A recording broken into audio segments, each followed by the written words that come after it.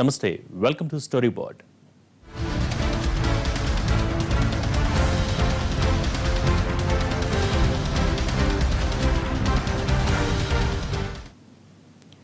ఇంటి బయట, వీధి చివర, బస్ స్టాప్లో, రైల్వే స్టేషన్ ముందు, హాస్పిటల్ దగ్గర, థియేటర్ వెనుక ఇలా ఎక్కడ నిల్చున్నా వచ్చి చైన్లు తెంపుకెళ్లిపోతున్నారు.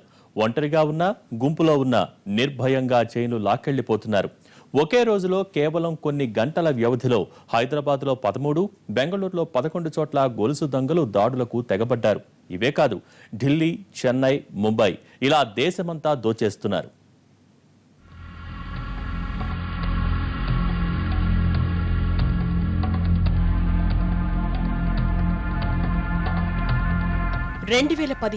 సెప్టెంబర్ 29 ఉదయం 11 గంటల నుంచి మొదలు పెడితే సాయంత్రం 6 గంటల్లోగా నగరంలో 13 చోట్ల చైన్ స్నాచర్లు రెచ్చిపోయారు. మెరుపులా వచ్చి గొలుసులు తెంపుకొని పారిపోయారు. బాధితుల్లో మాజీ మంత్రి మండవ వెంకటేశ్వరరావు అత్తయ్య కూడా ఉన్నారు. ఫిలిం నగర్ గుడికి వెళ్లి తిరిగొచ్చి కారు కోసం వేచి చూస్తున్న ఆమె మెడలోంచి 4 తులాల గొలుసు లాక్కెళ్లారు. అప్పటికే అక్కడికొస్తున్న ఆమె బంధువుల వ్యాన్ వాళ్లను వెంబడించినా వాళ్లు దొరకలేదు. దొంగలు గొలుసు లాక్కెళ్లేటప్పుడు పడిపోవడంతో ఆమెకు గాయాలయ్యాయి. ఈ ఘటన జరిగిన కాసేపటికే ఫిలిం నగర్ కు చెందిన మల్లీశ్వరి అనే మహిళ నుంచి 2 తులాల బంగారు గొలుసు తెంపుకుపోయారు. ఇలా ఒక్క రోజులో మొత్తం 13 చోట్ల 40 తులాలకు పైగా బంగారాన్ని దోచేశారు. కన్ను మూసి తెరిచేలోగానే ఇలా వచ్చి అలా లాక్కుని వెళ్లిపోయారు. అసలేం జరుగుతుందో తెలుసుకుని తేరుకునేలోగానే దొంగలు స్పాట్ నుంచి జారుకుంటున్నారు. స్పీడ్ బైక్స్ మీద వేగంగా వచ్చి అంతే వేగంగా చైన్లు తెంపేస్తున్నారు.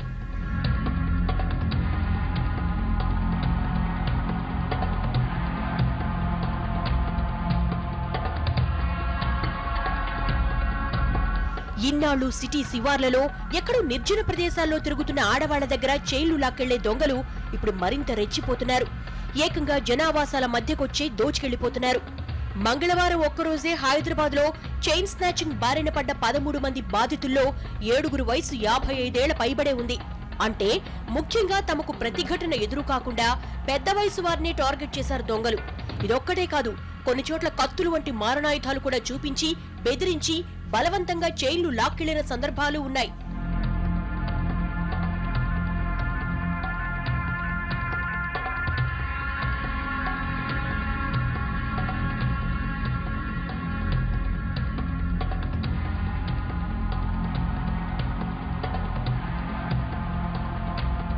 హైదరాబాద్ లో ఒక్క రోజులో 13 చైన్ స్నాచింగ్ కేసులు నమోదు కావడం ఈ మధ్య కాలంలో రికార్డునే చెప్పుకోవాలి.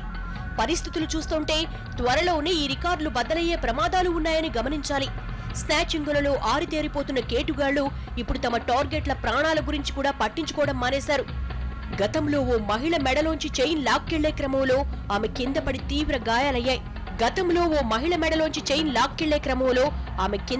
తీవ్ర గాయాలయ్యాయి. ఆసుపత్రిలో చికిత్స పొందుతూ ఆమె 3 రోజుల తర్వాత చనిపోయింది.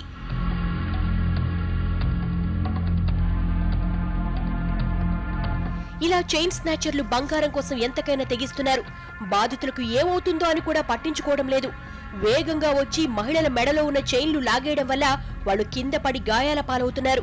బాధితుల్లో ఎక్కువ మంది 45 ఏళ్ల పైబడిన వాళ్లే ఉండడం వల్ల గాయాల తీవ్రత పెరుగుతోంది. ఈ చైన్ స్నాచర్ల బీభత్సానికి మహిళలు బయటకు రావాలంటేనే భయపడిపోతున్నారు. ఇలా నేను టర్న్ అయ్యేసరికి అతను ఇలా ఎదురొచ్చి బ్యాక్ సైడ్ నుంచి లాగేస్తాడు. కానీ ఎవరు ఊహించలేదు అసలు ఇలా లాగేస్తాడని. అతను ఇక్కడ అరగంట నుంచి ఉన్నాడు ఆ సెలూన్ షాప్ లో. తెల్లి మెడలోంచి ఏంటి కదులుతున్నట్టుందని ఇలా వెనక్కి తిరిగేసరికి అతని చేతిలో ఉండిపోయి అప్పుడే 10 తులాలు నల్లపూసలు, 2 పేటల పుస్తులు అన్ని వెళ్ళిపోయాయి. వెంటనే వెళ్ళి కంప్లైంట్ ఇచ్చాం.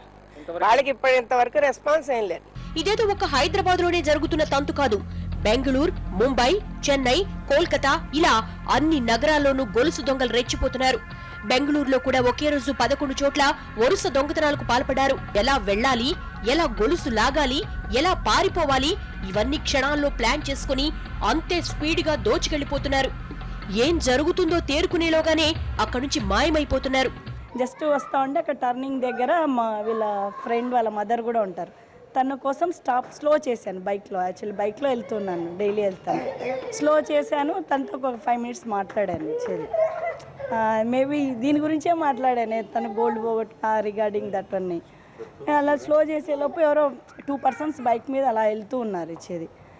ఇలా మీదకి వచ్చారు. మనం అన్ఎక్స్పెక్టెడ్ మీదకి వస్తే ఇలా టర్న్ అవుతాం కదా, జస్ట్ మరి ఎందుకు వస్తాను ఇలా టర్న్ తీశారు, ఇలాగే తీసుకు అసలు ఎలా అయిందో ఆ ఫ్రాక్షన్ ఆఫ్ సెకండ్లో షాక్ అయింది. ఎలా అయిందో కూడా తెలియట్లేదు ఇచ్చేది. చేతులతోనే తీసాం. అంటే మేబీ ఒకవేళ ఇలా లాగింటే నాకు ఈ సైడు ప్రెజర్ వచ్చేది కదా, ఇలా లాగింటే ఇట్లా అని. మరి ఏమన్నా కట్ చేసి వెళ్ళారో ఏమో, ఆ సెకండ్లో నేను కట్ చేయింది కూడా చేసి అనుకోలేకపోయాను. కొన్నాళ్లుగా చైన్ స్నాచింగ్లు జరుగుతున్నా ఇలా ఒకే రోజు ఇంత భారీ సంఖ్యలో జరగడం మాత్రం ఇదే మొదటిసారి. కానీ ఒక్కసారిగా చైన్ స్నాచర్లు తెగబడడంతో సిటీ పోలీసులకు సవాల్ విసిరినట్లయింది. ఒక్క హైదరాబాద్ పోలీసులే కాదు, బెంగళూరు పోలీసులు కూడా ఈ కేటుగాళ్లను పట్టుకోవడానికి విశ్వ ప్రయత్నాలు చేస్తున్నారు. దొంగలు మాత్రం సిటీ నుంచి పారిపోయి వేరే సిటీల్లో రెక్కీలు చేస్తున్నారన్న అనుమానాలు బలపడుతున్నాయి. స్టోరీ బోర్డ్లో షార్ట్ బ్రేక్ తీసుకుందాం.